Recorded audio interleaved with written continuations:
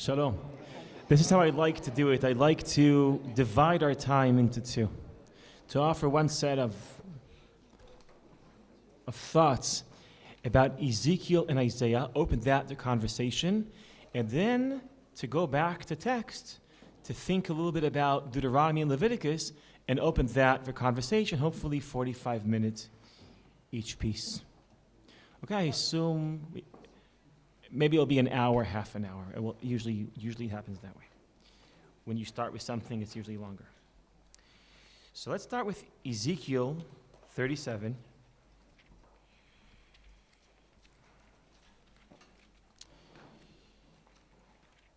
Ezekiel has a vision where he's located in a bik'ah, in a valley.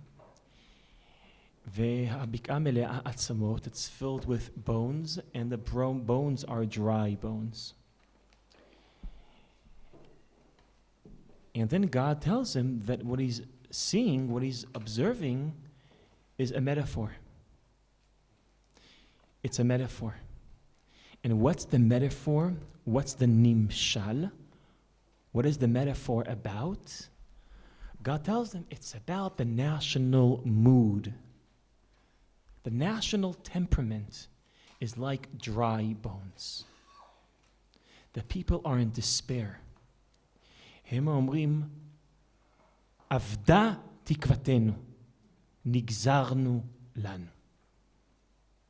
So the sense of loss of hope, of no tikva, is played out as dry bones, no life, no potential for life.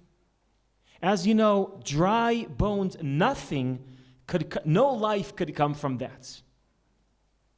Hema ovdim avda tikvatenu nigzarnu lanu. Well, you all know that a few thousand years later, an important song will be written that will be a national answer to Yechezkel. Naftali Herz Imber will answer Yechezkel. Odlo avda tikvatenu.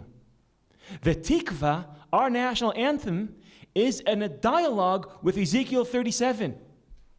It's our answer to those dry bones. A pessimist would obviously say, yeah, Odlo avda tikvatenu. Not yet. And then the second half of the vision is that even when it seems like in a situation that has no hope, there always is hope. It seems that's what the metaphor is trying to say.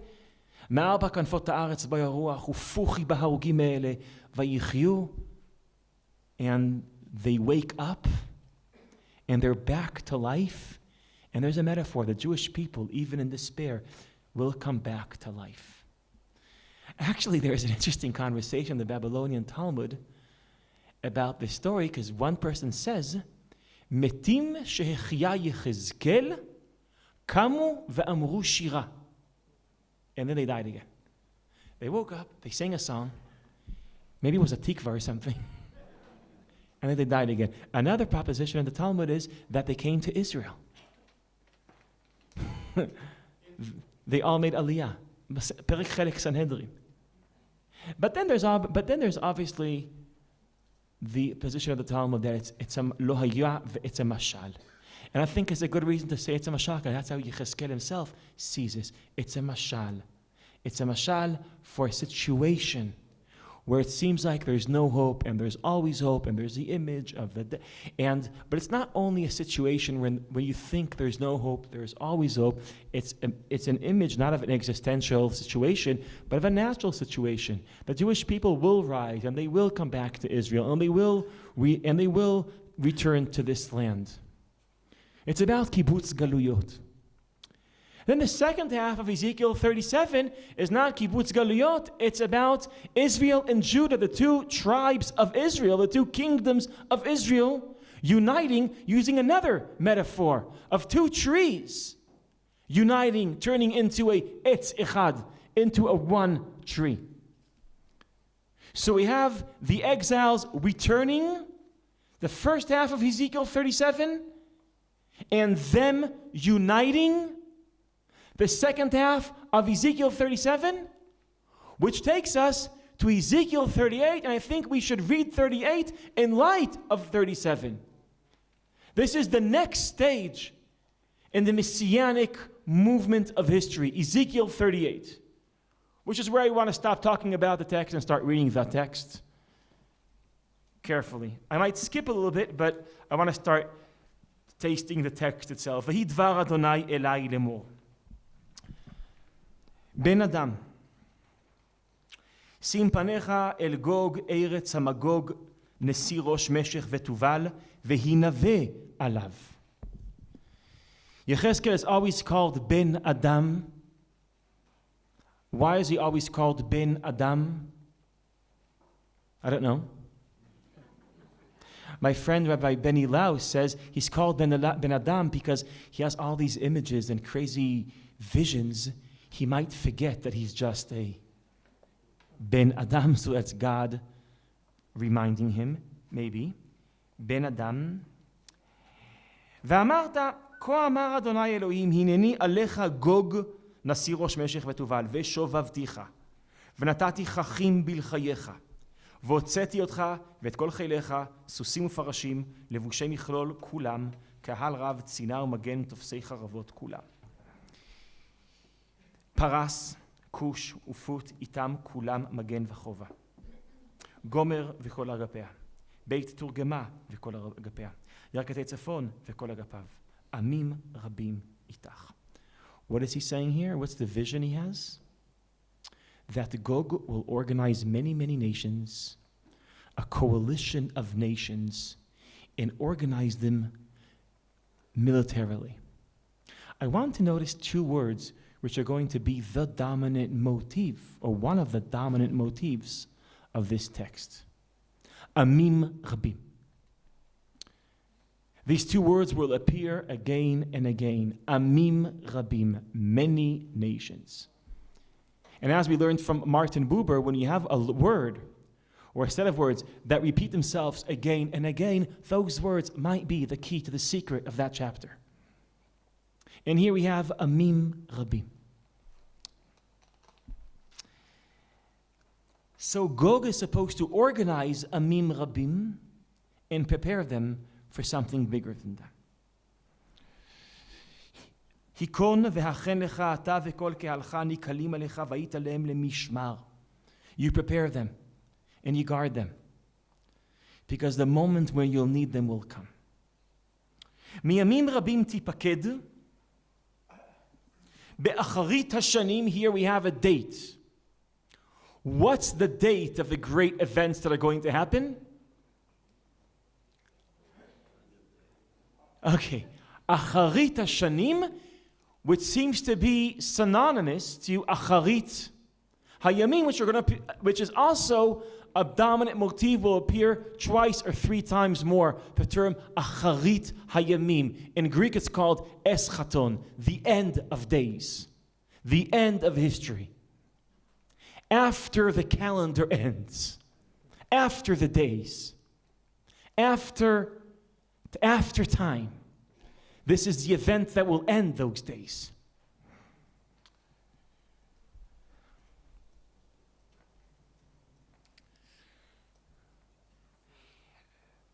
מימים רבים תיפקד, באחרית השנים תבוא אל ארץ משובבת מחרב, מקובצת מעמים רבים.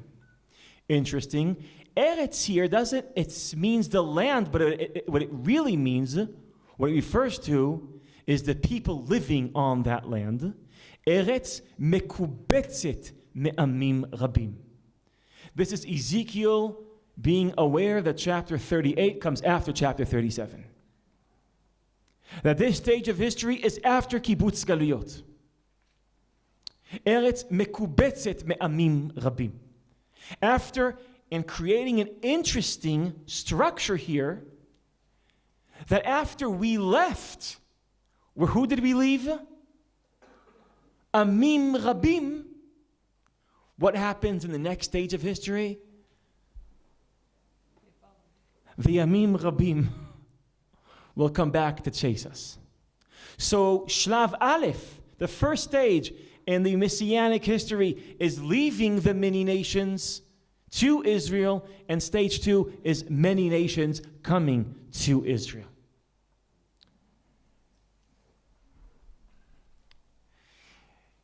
מקובצת מעמים רבים על הרי ישראל, אשר יהיו לחרבה תמיד. They returned to a land that wasn't fertilized. והיא מעמים הוצאה. And these people just left nations. And something else. וישבו לבטח כולם. When will this war break out? What will be the awareness of the people living in the hills of Israel? יושבי לבטח כולם. What will be their awareness? They're living in comfort, peace, and security. Meaning Gog and Magog war will break out only after we live in peace and security. Which means, by the way, it seems like today at least, we have nothing to worry about. I'm just joining the instructions of before the lesson. Ve'alita, now here's a big word. Keshoah tavo ke'anan lechasot ha'aretz. When Ezekiel said this word, it wasn't a big word. It was just a word. It wasn't the S word. But interestingly enough, when Israelis in 1943 wanted to describe the horrifying events happening in Europe, they decided they took this word out of Ezekiel 38 to describe what's happening there, which means they wanted to somehow color what's happening there with the colors of Ezekiel 38.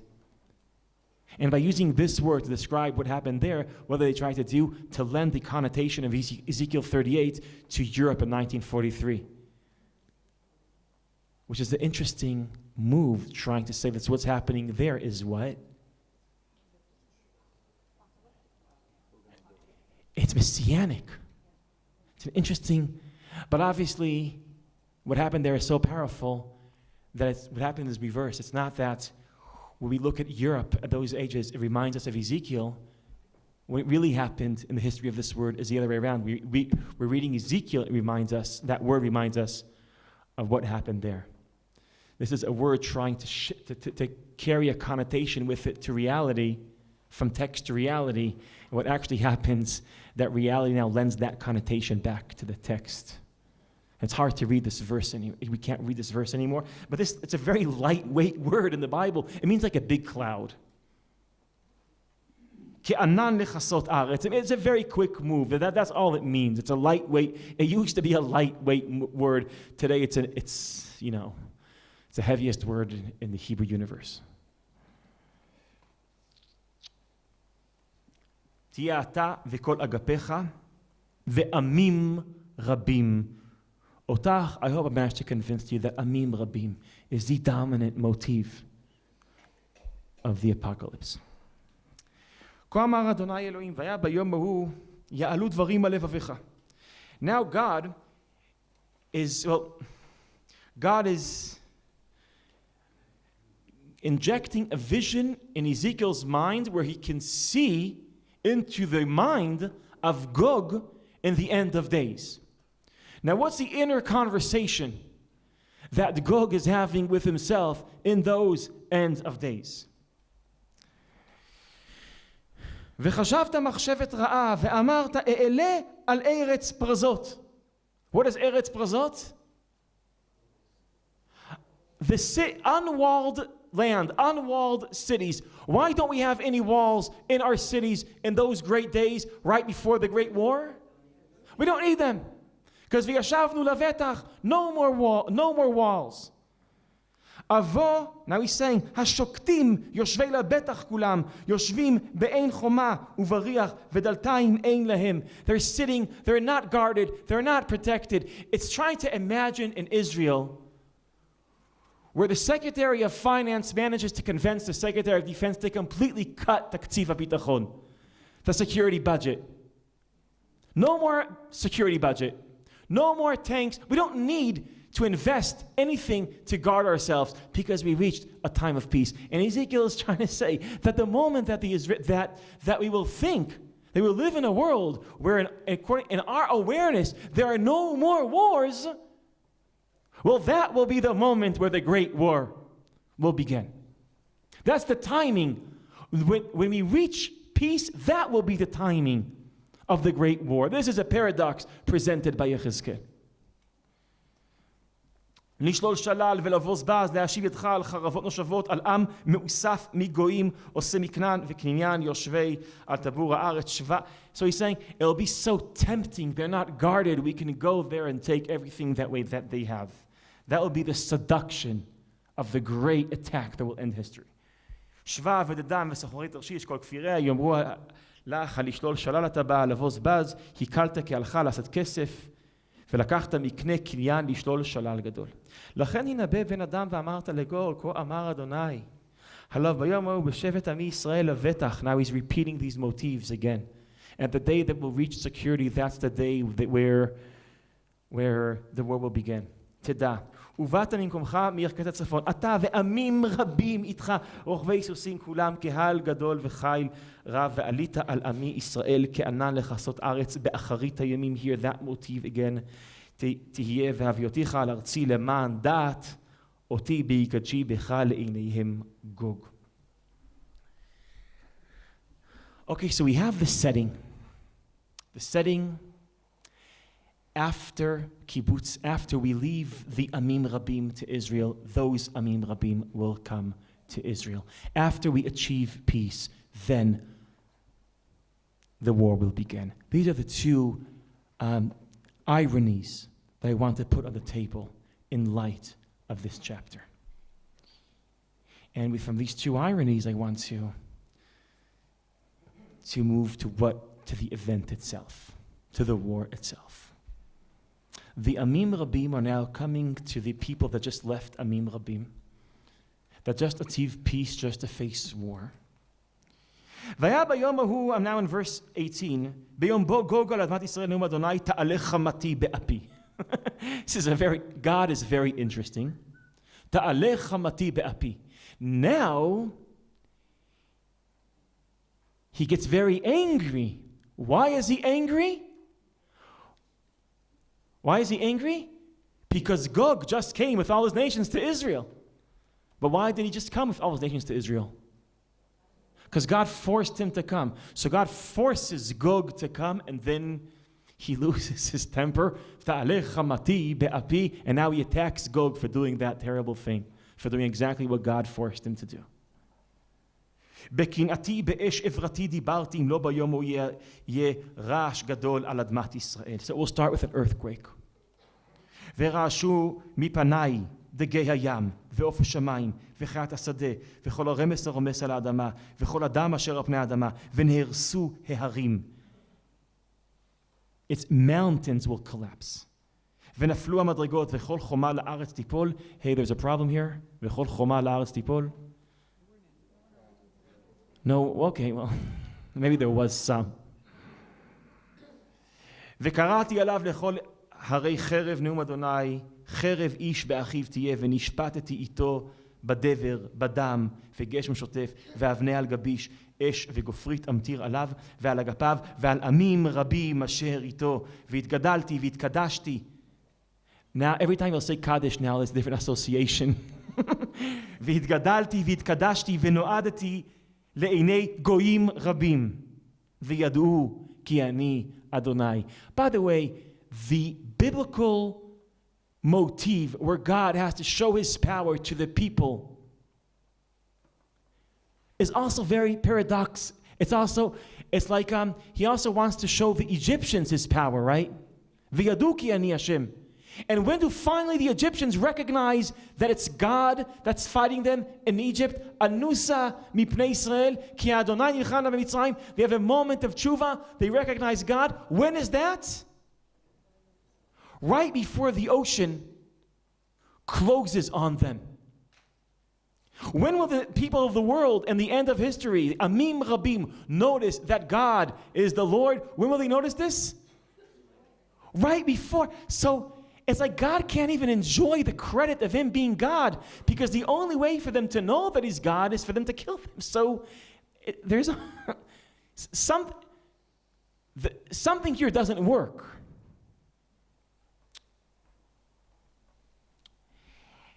Chapter 39 becomes more graphic, much more graphic. I'd rather not read chapter 39. But you've read it. So you know what happens in chapter 39? They all enter Israel, and then they're attacked by God. Not by Israel, but by God. And as a result, what happens to all these Amim Rabim? They all die. And now the Israelites are left with a big problem. Why? We walk around, and what do we see here? Yeah. So now what's our job? To bury them. So now the Jewish people become the Chevre Kadisha of Amim Rabim. And I guess we bury them in Jerusalem with a big matzeva. What does it say, by the way? Pokvurim. Yeah. Here lies everybody. This is, and Ezekiel seems to think that after the and then there's a problem. There's tum'ah, so we have to purify the land from the tum'ah, and after we bury them, purify the land, then it ends. Then history ends. The end. This is a great sermon for Shabbat. In Sukkot, when you read this in Sukkot, so this will be a great sermon. And all the goyim will die. Shabbat Shalom.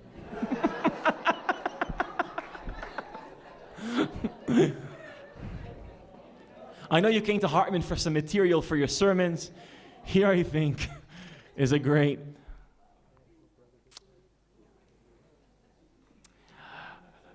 The thing is that this material that we just read and tried to taste, the vision for history, how Amim Rabim will come to Israel, mekubetet me'amim Rabim, living in peace, to violate the peace, to do war, that whole powerful image that ends with God attacking those people for doing exactly what he told them to do. This very interesting, problematic textually, ethically, theologically, this text is not the only ending of history that the Bible offers us. And as I said, Daniel offers an alternative ending to history. Zechariah offers an alternative ending to history. But also Isaiah offers an alternative ending to history. And the reason why I want to read Isaiah is that Isaiah and Ezekiel seem like there is a very powerful dialogue between those two texts. So move, please, to chapter 2 in Isaiah.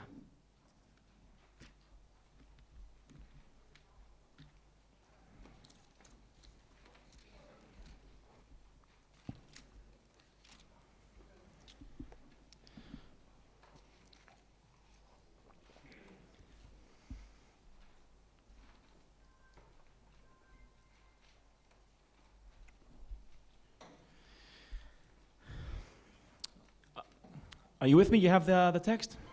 הדבר אשר חזה ישעיהו בן אמוץ על יהודה וירושלים. והיה באחרית הימים. So this prophecy is a vision for the end of history. It's the same date. It's אחרית הימים. It's after time. But his vision for אחרית הימים is the following vision. באחרית הימים, נכון יהיה הר בית אדוני. נכון in contemporary Hebrew means right, but in biblical Hebrew means it stands. נכון יהיה הר בית אדוני בראש ההרים ונישא מגבעות. Which is interesting. The house of God will be in the top of mountains. It will reach the sky. It will be the highest monument. Now, you don't have to take a long walk in Jerusalem to know that that's wrong. Har HaBayit, Temple Mount, is actually, if you stand there, so you look around, what do you realize, interestingly enough? That you're beneath Yerushalayim Harim Savivla. That you're beneath the mountains. That's a very modest mountain. It's not a mountain. It's yeah. Yeah, it's a wannabe. Yeah, and it's so you're beneath all the mountains. So obviously, and Isaiah knows that we could figure this out. Obviously, I think it's obvious he's offering us an image, a metaphoric image of Jerusalem. That's the reverse of our Jerusalem. Nachon yahar beit Hashem berosh ha'arim v'nisa mikvaot v'naharu elav kol hagoyim. Naharu elav. I don't know how this metaphor works in English, but in Hebrew, v'naharu is a river of people. And it's an interesting river, because rivers usually go from the hills down. This is a river flowing the wrong direction. It's a river of people going against the direction of rivers. It's going up. It's going to the mountain. V'naharu elav kol hagoyim. V'halchu amim rabim. ואמרו, לכו ונעלה אל הר אדוני, אל בית אלוהי יעקב, ויורנו מדרכיו, ונלכה באורחותיו. This is a powerful image. Now I want to think about this image just for a minute before we continue. And listen to all everything we have here. All the powerful motifs we have here. The house of God on the top of all mountains, and all humanity coming, surrounding it, being concentrated around it. There's this image of a very high monument, having humanity surrounding it. United around it. Does that sound familiar? Is this a powerful deja vu of a high monument where humanity is around it? נעשה לנו עיר ומגדל וראשו בשמיים ונעשה לנו שם פן נפוץ על פני כל הארץ. The motivation of the Tower of Babel was to create a monument that would unite the people. Ben nafutz al pnei kol haaretz. It won't be scattered around the earth. It seems like in the great midrash of Yeshayahu, he's creating a powerful dialogue between the Jerusalem of the end of days and Babel, the city of the beginning of days. There was a city with a high monument uniting humanity. We'll also have a city with a high monument. Now, what is the midrash that he's offering of Migdal Babel? Seems like Migdal Babel was an attempt to unite humanity around the same authority and power. Jerusalem will try to unite humanity, but not through authority and power, but through what? But through something else. Ki mitzion tetzeh Torah. Meaning maybe Isaiah is saying that Jerusalem is not a replication of Babel, but maybe it's a tikkun of Babel. I'd like to continue to read the image he's creating here for us, because I think he's not only in dialogue with Sefer Bereshit, there's also a very important relationship with Sefer Yechezkel in an interesting way. והלכו עמים רבים, ואמרו לכו ונעלה אל הר אדוני אל בית אלוהי יעקב, ויורנו מדרכיו, ונלכה באורחותיו, כי מציון תצא תורה ודבר השם מירושלים.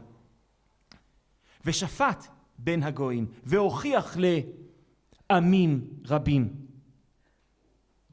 וכיתתו חרבותם לעתים, וחניתותיהם למזמרות. לא יישא גוי אל גוי חרב, ולא ילמדו עוד מלחמה. Obviously seems, I hope sure you listen, you picked up all these motifs. There's a very powerful relationship between this vision and Ezekiel's vision. Let's try to put it together. Ezekiel has a vision that happens in Acharit HaYamim. Amim Rabim will come to Eretz Yisrael. Isaiah has the exact same vision. Be'acharit HaYamim, Amim Rabim will come to Eretz Yisrael. It's the same setting, but it's obviously not. It's the same words, just so we'll notice. And it's the same structure of end of history, the many nations and the end of days coming to Eretz Yisrael. It's the same movement of history. It's the same structure. But it's the reverse substance. Because in Ezekiel, Ba'acharit HaYamim, Amim Rabim will come to Eretz Yisrael for a great war. According to Isaiah, Ba'acharit HaYamim, Amim Rabim will come to Eretz Yisrael in order to learn that there is no more war. שלא יישא עוד גוי אל גוי חרב ולא ילמדו עוד מלחמה.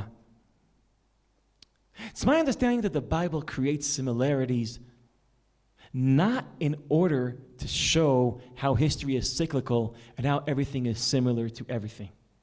The Bible doesn't have the concept of secular time, and it's allergic to similarities. The Bible loves uniqueness.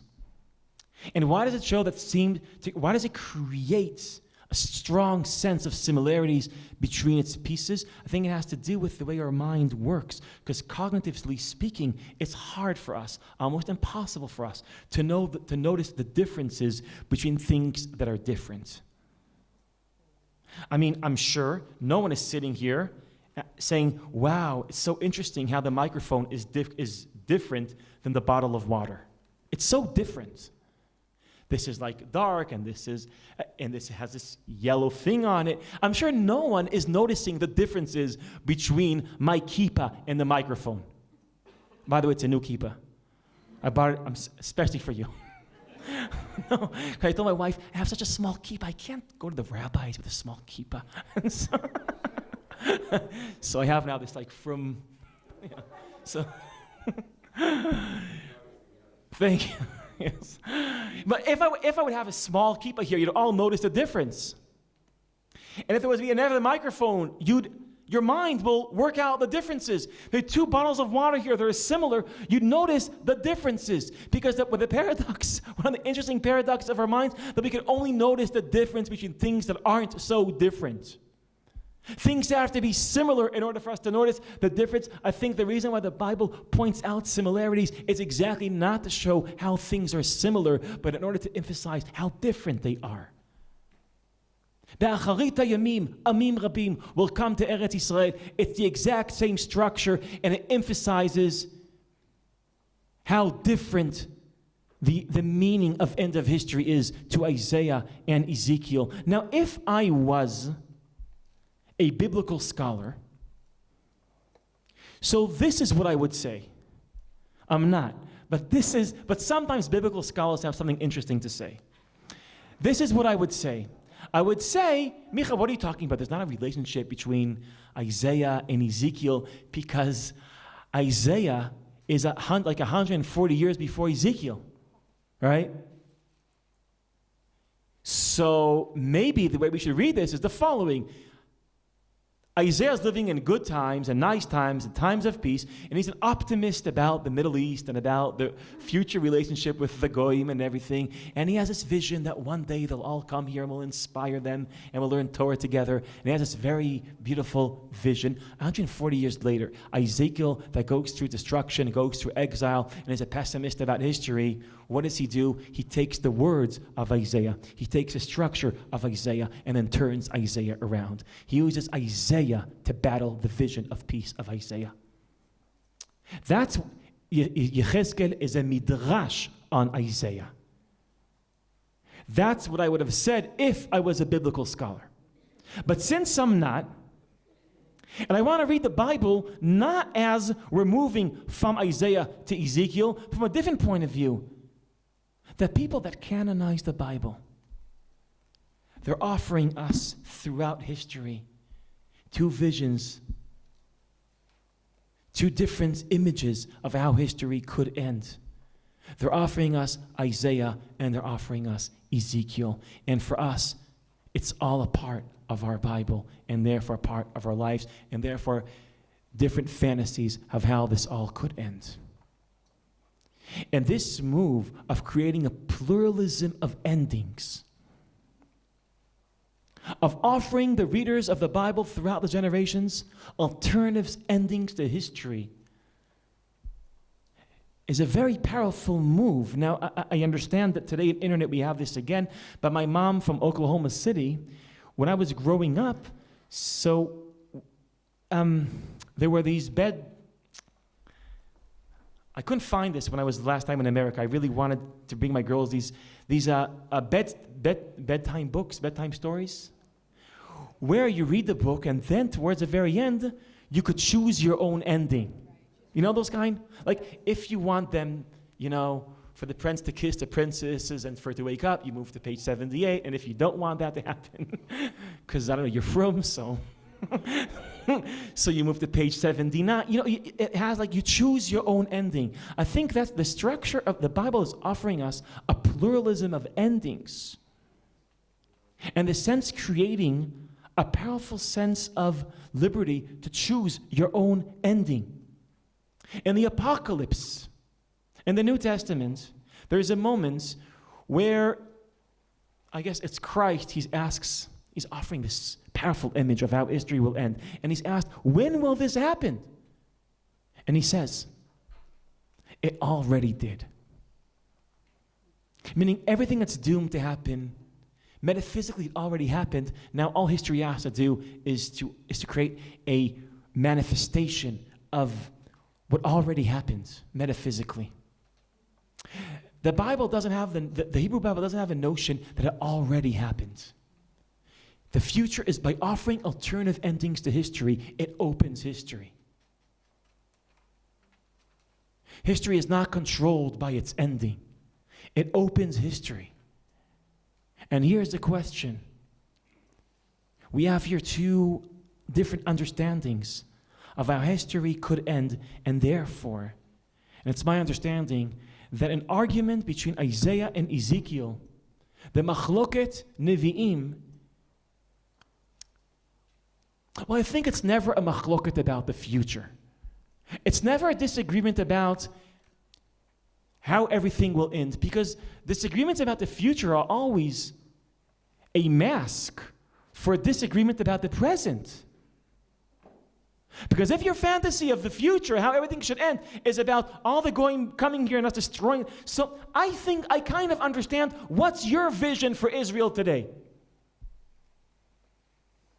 And if your vision is creating a world where we're not fighting them, but trying to offer a Torah, to offer inspiration and repair the world, if that's your image, I think I can try to understand what your vision is for Israel today. What kind of Israel should we create today?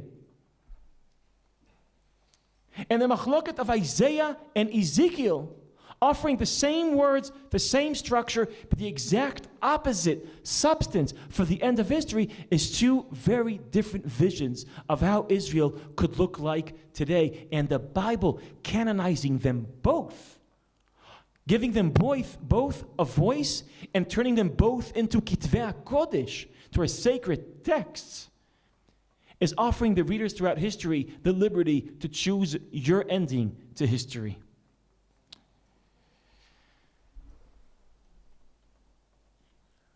Okay, with this machloket of Yeshayahu and Yechezkel, I think this is a good opportunity to pause and open this conversation to some of your comments and questions before we continue.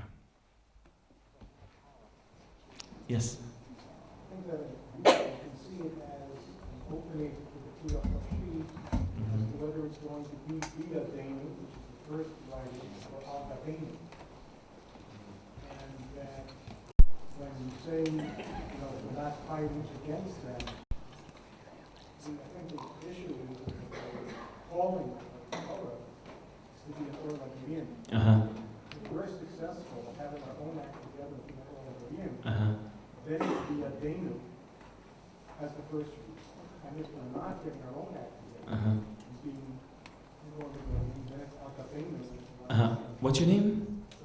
Simcha. I want to offer interpretation to what Simcha just said without a microphone. So, is that it's an interpretation of what is that and Hebrew is very deep, and it's very deep because we don't have a lot of words in Hebrew. So every word could have so what we do in Hebrew is, since we don't have enough words, the same words have many meanings, and words become very rich. English is I love English, by the way. But English has many words. It's rich with words. And Hebrew has words that are rich. And an interesting word like that is kri'ah. And in Hebrew, you don't have what we have. In English, you don't have. In English, calling and reading are two. No one would even think about linking them, right? Calling and reading, you wouldn't even think about linking them, right? But in Hebrew, kri'ah means calling, and at the same time it means reading. And I think this is what mikra means. Reading, in Hebrew you don't read the Bible. You also read the Bible, and you also listen to the calling of the Bible. It's kri'ah. So, and I think that's I think the powerful thing of learning Torah is that we're doing it in the Hebrew sense. Is that it's not only academically I'm trying to read the text, I'm also listening to the kri'ah of the text. And what you're saying is that what is that? Now you're asking, I was trying to read the text, and you're asking, what is the text calling us? And you're offering the text is calling us. The Isaiah prophecy is calling us, like you said, quoting you, to get our act together, because if we could create a role model society, then it will be a light into the nations, and then that moves us. That's a thought moving us towards Isaiah 2. I guess you're not a fan of Ezekiel 38. Yes? Could you also look at these two visions as Yeshayahu representing a utopia versus Yechezkel being more like real politics? I mean, you said that he said that just when you think we're going to clean ourselves up from war and the Sar Bitachon is going to cancel the Taksiv, that's when war is going to, that sounds like a more real politics versus Yeshayahu's grand vision, and maybe that's why they put both in, like what we'd like to hope for versus what we have to deal with. Uh-huh. I think that Ezekiel is something that people hope for. People that, and usually, visions of apocalypse are very, very accessible, these kind of fantasies, to people that are weak, persecuted, marginalized, and they have a vision that somehow, towards the end of history, the strategic equation will reverse itself. That the powerful will be squashed, and we will prevail. We find these images in Qumran. We find these images in Sifut Beit Sheni, like in Chanoch, and I think this, and it feeds from a lot of the images of Yechezkel. So I think that usually these kind of apocalyptic fantasies don't come from a real politic. This actually is a utopian fantasy. It's a utopian fantasy. And you ever see the movie Fight Club? Yeah. So there's a vision there of how we can repair the world. Towards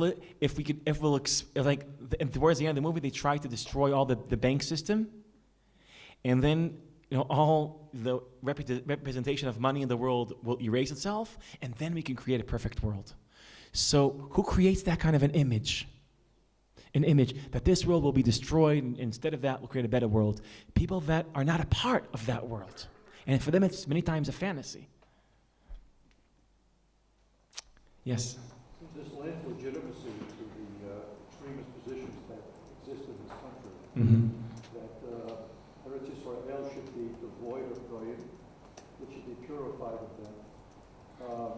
And I think that what lurks in the background of all of this is a counterweight to the Holocaust, which was so apocalyptically horrible that you need some sort of another horrible regime, except at this time it's the Jews who win.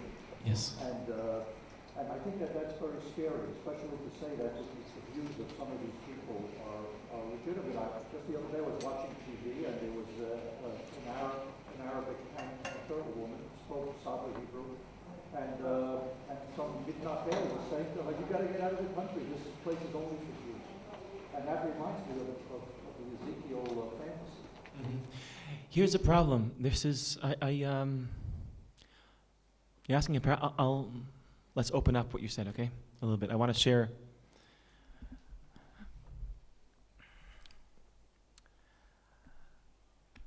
The Ezekiel fantasy is a part of Judaism. Before I walked in here, some of the rabbis told me, can you just, because I could do anything, so can you make these texts vanish and not be a part of our Bible? And I said, sure, give me a few minutes and it's gone. But it's not. It's a part of our Bible, and it's a part of our tradition, and it's a part of who we are, and we have representatives of this part of our tradition within Israel. And I guess you said Israel, I think also outside of Israel, we have representatives of this Judaism. But I want to offer one of the reasons why this kind of Judaism became very powerful in the Galut, I want to quote some texts like Sefer HaKuzari. Sefer HaKuzari has a figure there called the Chaver. The Chaver. That's a Jewish scholar in a dialogue with the king, and he manages to persuade the king to become Jewish and his whole kingdom to convert to Judaism. And he's an interesting figure, and he has a very interesting interpretation of Tselem Elohim. And his interpretation of Tselem Elohim is the following. We all love chapter 1 in Genesis. We all love that all men and women are created in the image of God and we're all equal. And that's a great humanistic moment in the Bible, and it's the first moment of the Bible. Therefore, it has so much charisma, that moment. So what does the Chaver do? He offers an interesting interpretation that Tselem Elohim had the Adam Rishon, but not all of his children inherited that quality of Tselem Elohim. And in the end, it's only the sons of Jacob that inherited Tselem Elohim. So what he manages to do is very interesting, is saying Tselem Elohim is not a human quality, it's a Jewish quality. So that quality that enables us to release itself from our tribalism, according to Levi, that's the motif that emphasizes our tribalism. Only we have Tselem Elohim. And by the way, his interpretation was very persuading in the 12th, 13th, 14th, and 15th century. Now, why was it so persuading? I think the reason is in the Zohar, you have terrible things said about the Goyim, that they come from the Sitra Achra. The Tanya said that the Goyim are from Klipat Noga. This attempt to dehumanize the Gentiles is not only Ezekiel, it's a part of our tradition. But I want to lelamed zchut on that tradition just for 1 minute. Halevi, for example, what's the title of his book? It's Sefer HaKuzari. What's the title of the book? It's the book that was written in order to defend a humiliated nation. A humiliated nation. In his awareness, Jews are second-class citizens. No, not in his awareness. In the Galut, they were second-class citizens. Constantly in their awareness, persecuted. Altogether summing up to an experience of constant humiliation. So they created a story, and they lived in that story. The story that they created that maybe politically we're second class, metaphysically they are second class. Politically, historically, we're humiliated. Metaphysically, we're on top. They created a story that's reverse to history, and they lived in that story, and that story guarded them from history. Here's the problem. My problem is not with the Ezekiels of Jewish tradition. My problem is a different problem. That these are, I want to call this theology of compensation.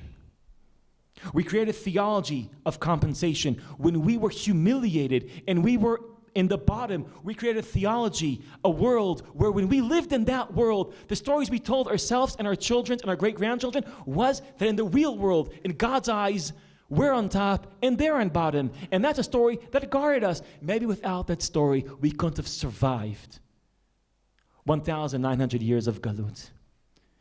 So I think these are powerful and important stories. Here's the problem. What happens when Galut ends? What happens when you return to Israel and this time you are powerful? What happens when you're not a minority anymore, but you're a majority and you have a minority? And now what happens when you carry into a situation of power the theology you developed when you didn't have power? That's the problem.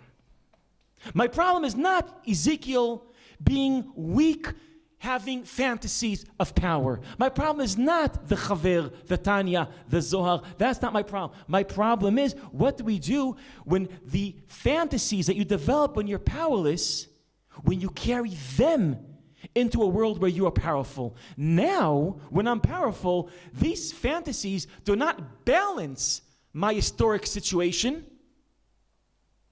They enhance them. So my argument is, and now I'm trying, I know this is tough times, I want to share with you my Zionism, that theology of compensation used to guard us when we were weak.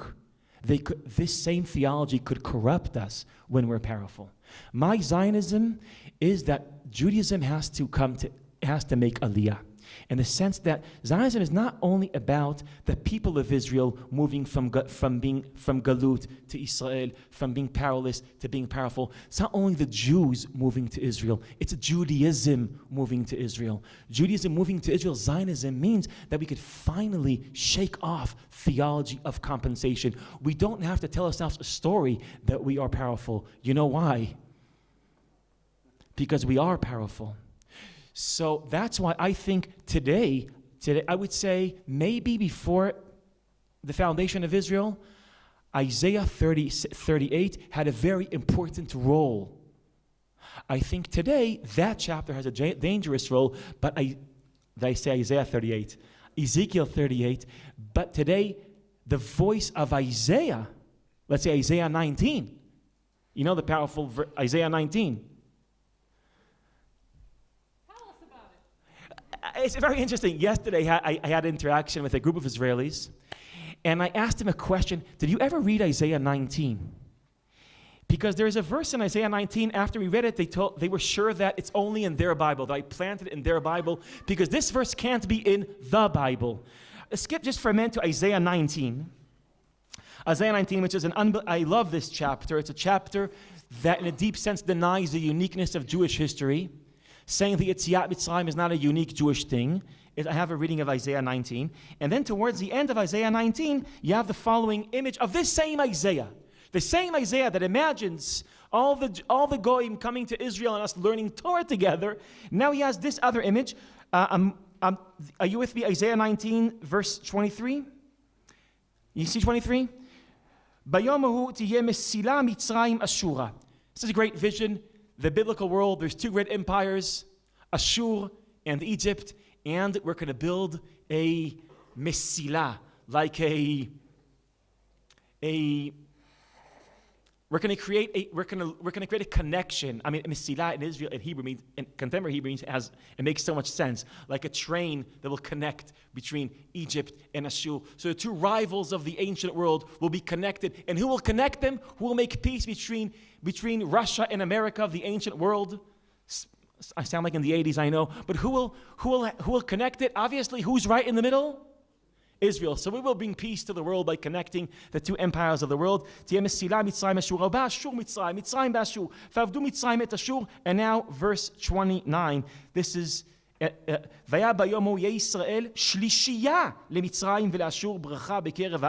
verse 25. This is the verse that people told me that it can't be that this verse is in the Bible. Asher bercho Adonai tzvaot lemor, hold on tight, Baruch ami Mitzrayim. Maaseh Yadai Ashur, Nachalati Israel. God is saying, Baruch Ami Mitzrayim. Mitzrayim are the bad people of the Tanakh. God is saying, Baruch Ami Mitzrayim. I asked them yesterday, can you ever sing the song Am Mitzrayim Chai? Can you imagine God celebrating Baruch Ami Mitzrayim? By the way, Rashi had a hard time here. Rashi has a great answer to the problem. He's saying there's a hierarchy in this pasuk. Mitzrayim, they're just Ami. They're just God's nation. And Ashur are just Maaseh Yadai. We're Nachala. I don't think Rashi is sensitive to what's happening in it. I don't think there's a hierarchy here. I think it's obviously trying to say, and Isaiah has a different Judaism than Ezekiel. Baruch Ami Mitzrayim, Maaseh Yadai Ashur, Nachalati Israel. So it's a long question, I know, but I had to answer this because I wanted to say this from the minute I walked into the Beit Midrash, and you gave me a great excuse, so thank you. That I think Zionism today is we have different voices in Judaism, and different voices had a different function in the history of the Jews. And theology of compensation was important when we needed compensation. That same theology and the same fantasy could be destructive when we don't need compensation, when we have power. And I think Zionism today, Zionism was born not to solve the problem of the Jews, but the problem of Judaism. Once Zionism could cure Judaism, and this is how it could look like, a movement from Ezekiel to Isaiah. I know it sounded like I was just asking you to vote for me or something like that. So sorry. הצביעו לי. Only if we tell us how to get there. What? But I don't think you're voting anyway, so. Yes. Shloch HaMatcha is different when you're depressed. נכון. You have power. נכון. Almost 9/7, but it's the same point that God is capable of multiple different covenants. הלא כבני כושים אתם לי בני ישראל. Yeah. You were just like That's right. Ethiopians. Yeah. I'm not. I don't think there's any way to reconcile Isaiah with Ezekiel. I think the power of the Bible is that it doesn't reconcile them, and it offers us both visions. And I think both are needed. And Zionism means that we have to think about a Judaism that could shake off the violent fantasies of Ezekiel that went on and gave us meaning throughout history. In history, Jews becoming powerful means we don't have to have fantasies of power. Yes, David. I know this is a question, I just want to make a comment that so much of what we've been learning in Hartman in general in our Rabbinic, when we study Chazal, the Chazal were some ways alluding, often, like Moshe Abad's book, a very important book on ethical improvement, so to speak, Ma'avechot, that took place in Chazal's Midrash on Torah, Tanakh. And in some ways here you're offering us, first of all, even within Tanakh, a kind of Midrash, where you're reading an ethical improvement on another piece of Tanakh. One, two, the problem often is that Chazal didn't improve, but actually exacerbated, and you're getting a lot of its now, but they made some of these ethically problematic pieces even worse. So it's just, it's hard in terms of implementation, like how would we move from Ezekiel to Isaiah without the aegis of kind of midrashic paradigm shift? Just choose Isaiah. You can have that line, choose Isaiah. I think it has to do with being what a friend of mine calls being a karate master. In Israel, we have a term, I don't know if you could translate it, called being an ars. You know, you know what ars? It's a psychology where you have to show your power. Like, you know, and to inject, and usually people have to make their power very visible, usually people that don't feel comfortable with their power. And a karate master, I don't know if anybody here is a karate master, but I have a friend that has a black belt in karate, and I remember all throughout childhood we were trying to ask him to go beat someone up. We were Ezekiel people. Just, you know. And he never would. And it took me time to realize that part of his education was having power means you have no need to ever show it. Ever show it. And I think the big question is we can move to be Isaiah Jews once we become karate masters. Meaning once we really, we feel so comfortable with the power that Zionism gave the Jews. We feel comfortable with it. That, I think, will be an implementation of Zionism. Zionism is about being powerful, being comfortable with your power, and now I can be generous. And now something changed. Now I'm moving. Now I don't need to have images, violent fantasies. I don't have to have any myths and fantasies and theologies of compensation for being powerless. I think part of our problem is that one of the reasons why we're holding on to some of us in Israel and what happens in Shofat is one of the, I think, worst moments in the history of Israel, and a dark moment, is a result of not being a karate master, meaning you have power and you still have you're still afraid, and you're holding on to theologies of compensation. And now that you have a theology of compensation that was helpful when you were powerless, while you are powerful, this is a dissonance that I think we'll have to work through as thinkers and educators in Israel to work out of this dissonance. Yes.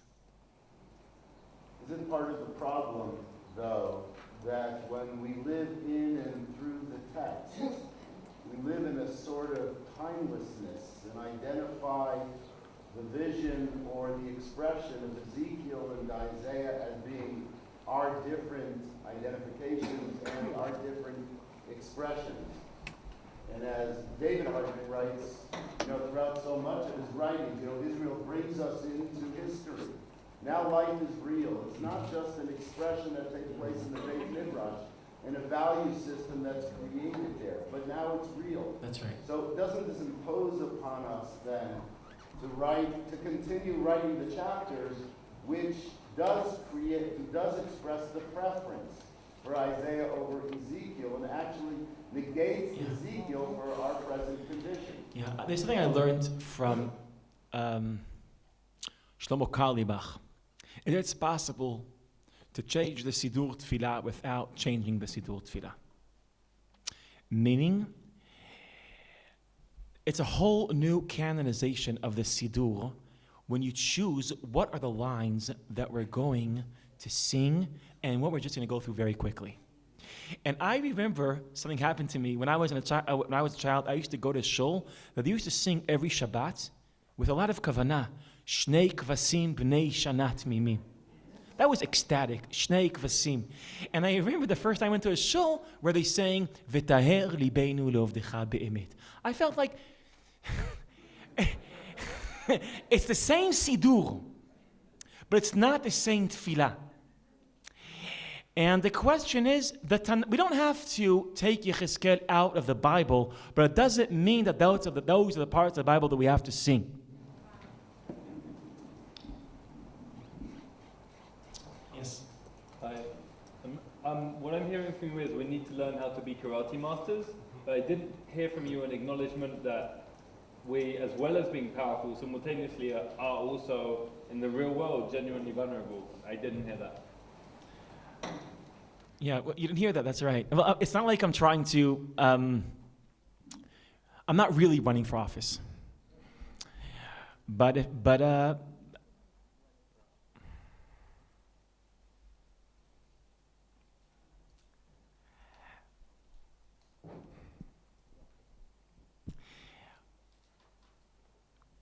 as an Israeli, that a friend of mine was yesterday called up to Miluim, and is right now in the border of Gaza. He has no idea if he'll enter Gaza or won't enter Gaza. And my young brother might be called up now. We know that we didn't reach stage 1 in Ezekiel 38. We're not Yoshvim Lavetach. And there is real threat.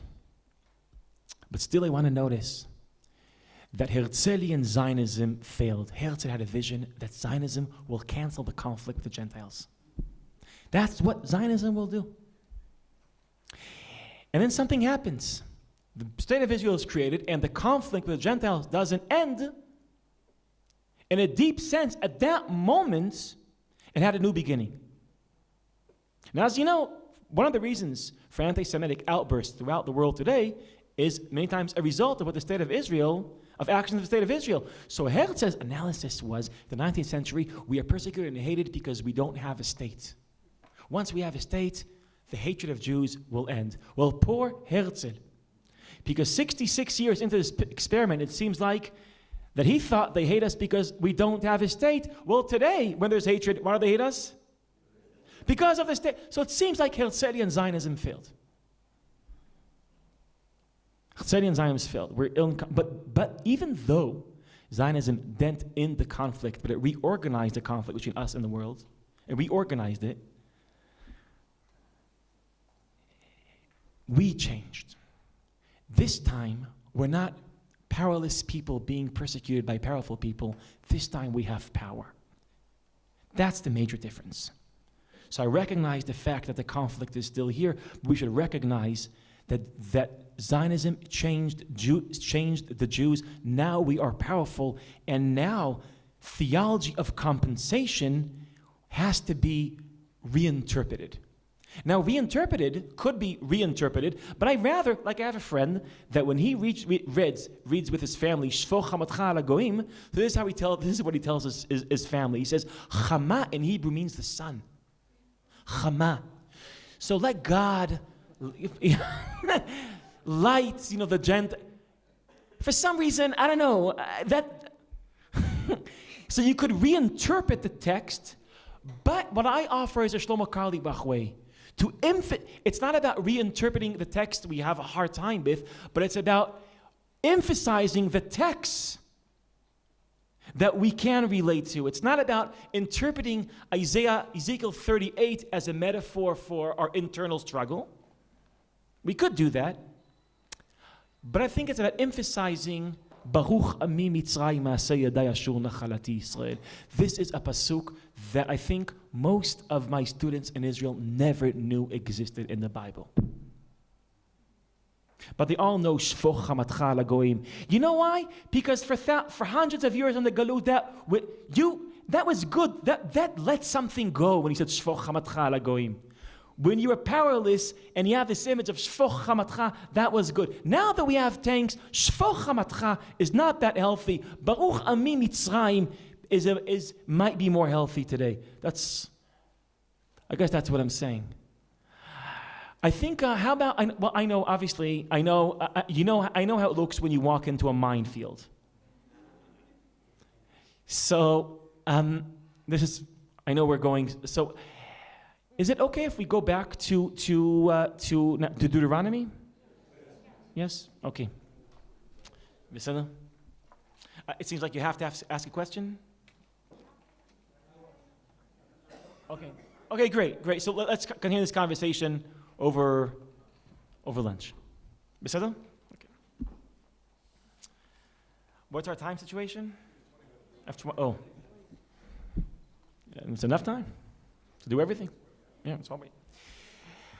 I'd like now to move in from the apocalypse, the myth, of the everything collapsing into everything. The machloket of Isaiah and Ezekiel about how it ends, and what I love about these texts is the awareness of the text of each other. Amim rabim acharita yamim, coming to Israel. The awareness of the text to each other, emphasizing how different they are from each other. What I'd like to do now, and the time we have, I want to think about a different vision, a different image of Moshe Rabbeinu right before the people of Israel entering Israel. And he has a vision not of the destruction of the world, but not the destruction of the Goyim coming to Israel, but the destructions of the Jews in Israel. That's the Tochecha in Bechukotai, in Leviticus. That's the Tochecha in Ki Tavo. And I'd like to think about this vision of destruction. Now, this is the destruction of, and we don't have a lot of time. I want to start with the destruction of Deuteronomy, chapter 28. Ki Tavo.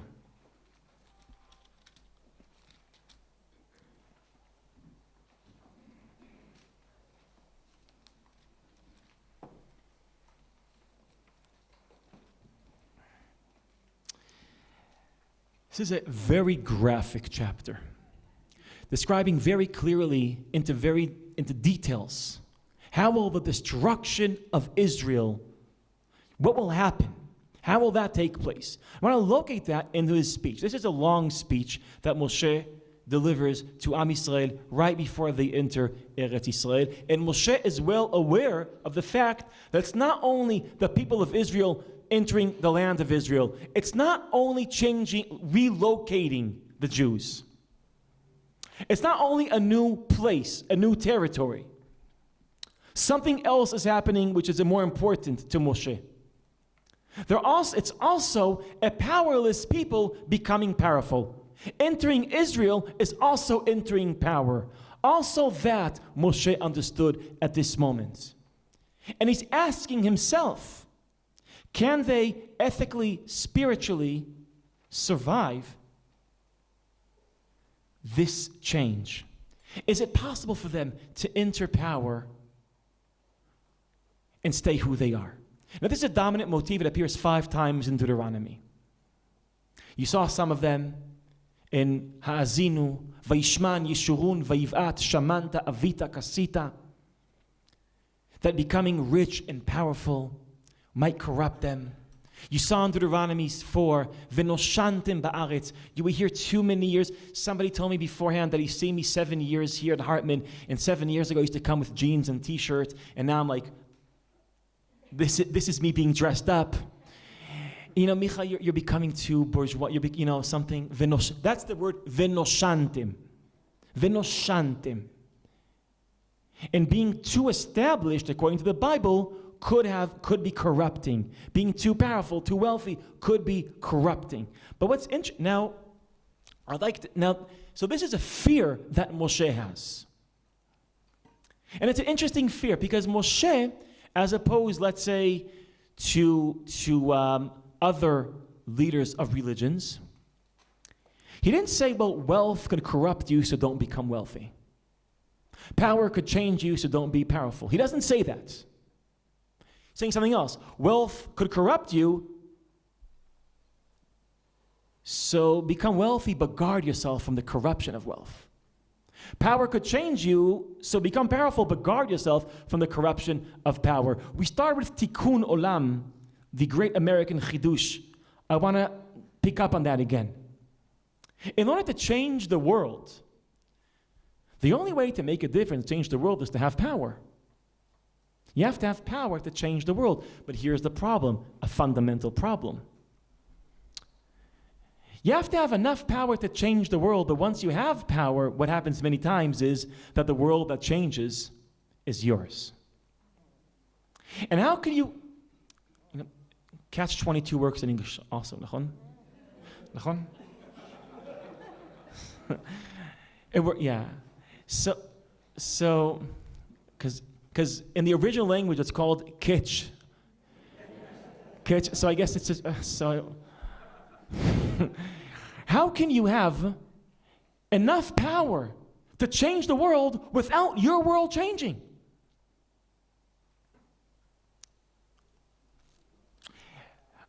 A few years ago, I had a conversation with students of mine, and it was about 4 years ago. Remember when, 3 years ago, the Netanyahu government was about to go to elections, and then Shalom joined the coalition, and it didn't go to elections, and then 2 months later it did. The Israeli scene. So at that moment, right before elections, we thought there was elections, I asked some of my students, it was a group of 100 Israeli young, passionate Israelis in their 20s, I asked them, does anybody have a fantasy of running for office? And I had one of my students, she rose her hand and she said, I want to run for office. I asked, why do you want for office? And she said, because all the politicians are corrupt. And that's why I want to run for office. And very idealistic, and people were joining her. We want to go there and change politics. And the cynic in me, for some reason at that moment came out, and I said to her, you want to go to run for you want to be an Israeli politician because you want to change the nature of politics? And at the time, there was an Israeli figure that people were talking about. He used to be the Sara Otsar, in Ulmil's time, and he's now in jail because he was caught stealing cash. I mean, we're talking about cash, which is a nice thing that he's Sara Otsar, because I guess he knows what he's doing. So I said, you think that person wasn't a young idealist like you one day? And he said, I'm going to go to politics, I'll change politics. And 20 years later, guess what? He didn't change politics. Politics changed him. Why do you think you're different? That was a mean comment to say. One day I have to do tshuva for that, for being so inspiring to my students. Why do you think you're just, you're... But interestingly enough, this is a kind of a comment that some of the critiques of Zionism in the 20th century, like in some form Rosenzweig and Cohen, is that what makes Jews special is that they are more ethical, more sensitive. And the reason, says Cohen, is that they don't have any power. So what is Zionism about? Jews as a people entering world politics and the visions of Gordon, Brenner, Berdichevsky, Katzenelson, Ben-Gurion. They are this vision, we'll enter world politics, and what will we do? We'll change world politics. Cohen, Rosenzweig, the cynics of their time, what were they saying? Jews will enter world politics, they won't change world politics. Guess what will happen? It will change them. This is, I think, the major challenge of Zionism, proving Franz Rosenzweig to be wrong. that it's possible to do this. It's an incredible challenge. Moshe Rabbeinu was well aware that entering Israel is entering power, and power could change them. But as opposed to Franz Rosenzweig, he was willing to take the risk. He was willing to take the risk. So throughout this entire speech, he's saying that if you entering Israel, entering power will change you, and you'll have hubris, you'll forget God and you'll forget what you wanted to be. If that will happen to you, you will be exiled from the land. Meaning you can't hang on to sovereignty if sovereignty changes you. You can't hang on to it. The only way to have power is if power won't change you. And he says that now that's a threat that he repeats again and again. And as you know, the book of Deuteronomy has a problem. It's extremely repetitive. It says the same thing again and again. If you will violate the covenant, you'll be exiled from Israel. Which, by the way, think what a weird speech this is. They're about to enter Israel, and he's not speaking with them about the anxiety of entering Israel, of war. That's not what he's speaking with them about. Not the challenge of entering Israel, not the challenge of conquering Israel, but only about the challenge of staying in Israel and not being exiled from Israel. Finally, this threat repeats itself again and again throughout the speech. And then the end of the speech, in Deuteronomy 28, he comes back to this threat and says, remember when I was saying the entire speech that if you'll violate the covenant, I'll throw you out of Israel? Now an entire chapter to try to describe how that moment will look like. So chapter 28 is taking that detail of the threat of exile and diving into it and giving it and expressing it with graphic details. You read this. It's a powerful threat. One of the last things he says to them before they enter Israel, he's saying, be careful not to be thrown out of Israel, because this is how it will look like. But what I want to notice in this threat, and we see it's a very violent God, the God that's expressed here. What I want to notice is some motifs that can't be, that whoever wrote this planted here for us to pick up on. I want to read from, I know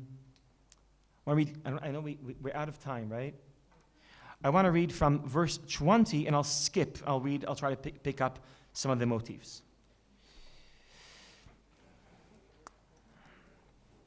From 20. Dvarim 28, verse 20. ישלח לך את המארה ואת המהומה ואת המגערת בכל משלח ידיך אשר תעשה עד הישמדך ועד עובדך מהר מפני רוע מעלליך אשר עזבתני. It's very violent language. ידבק אדוני בך את הדבר עד כלותו אותך מעל האדמה אשר טבע שמה לרשתה. יכך אדוני בשחפת ובקדחת ובדלקת ובחרחור. Does anybody know what kharkhur means? I don't either. I just know that I don't want it. I don't want kharkhur. Ubacherev, I don't want shidafon either. Uveyarkon, veradfucha ad ovdecha. Vayushamecha al roshecha nechoshet ve'aresh tachtecha barzel. I'm moving to verse 27. יכך אדוני בשכין מצרים באפלים בגרב. I also don't know what garav is, but it doesn't sound good.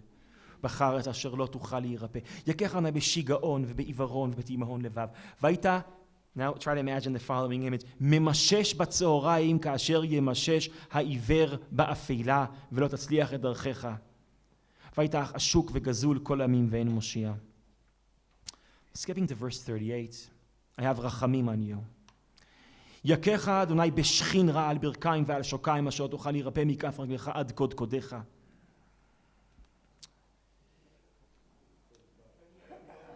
Wait, 35, sorry, 35. You know what, I'll skip to 38 also. זרע רב תוציא השדה ומעט תאסוף כי יחסלנו הרבה. There's a lot of motifs here, but here are some of them. ידבק אדוני בך את הדבר עד כלותו אותך. יכך אדוני בשכין מצרים. יכך והיית ממשש בצהריים כאשר ימשש העיוור באפלה ולא תצליח. זרע רב תוציא השדה ומעט תאסוף כי יחסלנו הרבה. And if we didn't pick up on all these motifs of choshech and shchin and arbe and dever, if we didn't pick up on all these motifs, so Moshe says it. In verse Samech, which is 60, he says, והשיב בך את כל מדווה מצרים אשר ירגורת מפניהם ודבקו בך. What's happening here? What is Moshe, the way this speech, his last words, the way they're constructed, what does he say? He's obviously trying to create a powerful deja vu in the ears and the hearts of his listeners. And what is he trying to recreate in their imagination? Makot, and he's saying something. The drama of Yetziat Mitzrayim, the Makot, is not a part of our past. It could be a part of our future. Meaning, the story of the Bible is a story of two Yetziot Mitzrayim. Two stories of Exodus. One, Yetziah Mitzrayim, and the second, Yetziah Miknan. And it won't be less dramatic. And then he says, Makot Mitzrayim will come back if you won't behave. It's a powerful speech. They will come back. The Dever will come back. The Arbe will come back. The Choshech will come back. The Shchin will come back. It will come back with a lot more. They will come back. But there is obviously a fundamental difference. Again, in the Bible, things are only similar in order to emphasize how different they are. Makot Mitzrayim were Makot that redeemed the people of Israel. These Makot are not the redeeming Makot. In Pesach, the whole idea of Pesach is the Bnei Yisrael or bechol moshvotam. Right? The Mitzrim of Choshech, we have or. They can't drink, we have water. God kills their bechorot, and He literally passes over our homes. Pesach literally means, it's about the psicha. It's about the makot passing over us, skipping over us. Moshe is like saying, I think it's exactly saying this. That last time around where the makot, God's anger, appeared in the world, it skipped over you. Next time it appears, it'll be directed right at you. It's the reverse of Pesach. This time, it's not going to pass over you. It's about you. Moshe is telling Yotzei Mitzrayim, the people who left Egypt, that Makot Mitzrayim could come back. And I think what he's trying to say is the following. That God might treat us just like we were the Egyptians. I think what he's saying is that to Yotzei Mitzrayim is that by entering Israel and entering power, the greatest threat on the people is that they will become Mitzrayim. And then he tells them, if you will become Mitzrayim, God will treat you just like He treated Mitzrayim.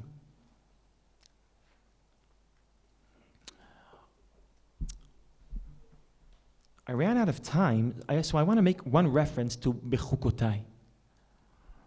Bechukotai also has a powerful Yetziat Mitzrayim. The second Exodus, this time Yetziat Canaan. And the Bible is about, by the way, it's not only about glorifying the first Exodus, it's about preventing the second Exodus. But there's a strong connection between the two Exoduses. Only if you'll remember the first Exodus can you prevent the second Exodus. Only if you remember how it felt to be weak when you were in Mitzrayim, only then you won't be corrupted by power when you are in Canaan. And an interesting way that it's put out in Parashat, in Leviticus, and I'll do this, it's Leviticus 25 is about Shabbat. It's about Shabbat and Shemitah. It's about Kedushat Shvi'it. In Shabbat, as you know, according to Deuteronomy, Shabbat, as opposed to Exodus, in Exodus, Shabbat is about resting. In Deuteronomy, Shabbat is about not controlling. Leman yanuach avdecha v'amatcha kamocha. You're not allowed to control other people in Shabbat. Shemitah is about not even controlling other people, it's about not controlling land. Every seventh day, you lose control. Every seventh year, you let go of control. According to Bechukotai, how many years will we be in Galut according to Bechukotai, to the Tochacha of Leviticus? Do you remember that? How many years? It says in Leviticus, Leviticus 26, verse 34. As it gives you like how many years will be in Galut. Az tirtzeh haaretz et shabtotea kol yemei hashama vaytem be'eretz oivechem. Az tishbot haaretz v'irtzeta et shabtotea kol yemei hashama tishbot asher lo shavta b'shivtechem alea. How many years will it be in the Galut? The amount of years that we didn't do Shemitah. Trying to create a very powerful biblical paradox. Why didn't we do Shemitah? Shemitah, by the way, in Hebrew literally means Zed Dvar HaShemitah, Shamot. What does Lishmot mean? It means to do this, to let go. To let go, to not control. To not control your slaves, to not control your land, to lose control once every 7 years, for 1 year not to control. Now, it's interesting that Leviticus does a strong connection between Galut and Shemitah. Chazal will pick up on this. Because it's trying to say, why did we violate Hilchot Shemitah? Why did we violate it? We couldn't lose control. You didn't want to let your slaves go out. You didn't want not to control your land. You wanted to own. You wanted to experience ownership. You wanted to experience your power. You couldn't lose control, creating the paradox that if you can't lose part of your control, if you can't let go of part of your control, eventually you lose all of it. Galut, losing our control, is the result of not letting go, of not moderately losing your control. We spoke about the relationship between Ezekiel and Isaiah and choosing your ending, and I tried to, and the Bible, since it creates an open history, an open history, where anything could happen. It describes the Exodus that used to be and the Exodus that will be, and challenging, Yetziat Mitzrayim will always be a part of your past, but never something that will happen, not Yetziat Canaan. If you'll remember that you are the slaves that left Egypt and not the masters in Egypt. And that's a very powerful biblical challenge. I have to say that for the past 4 days that I'm thinking about this moment of entering this Bet Midrash filled with all of you, and this was very, very, I say this every year, and I mean this every year, this is the most important shiur for me, addressing rabbis, dealing with what you're dealing. And you came to Machon Hartman to learn about peace and war, and, I guess it's all because of you. Israel had to give you a real lesson, a real graphic lesson.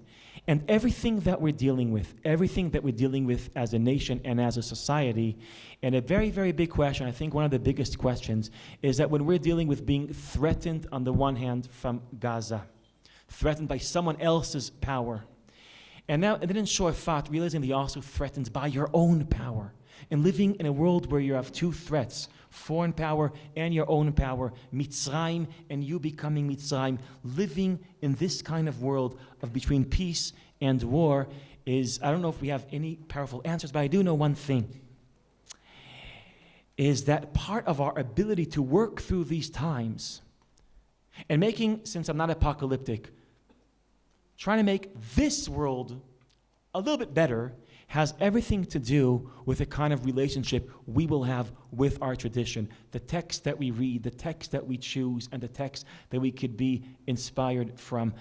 So I hope this was helpful. Todah.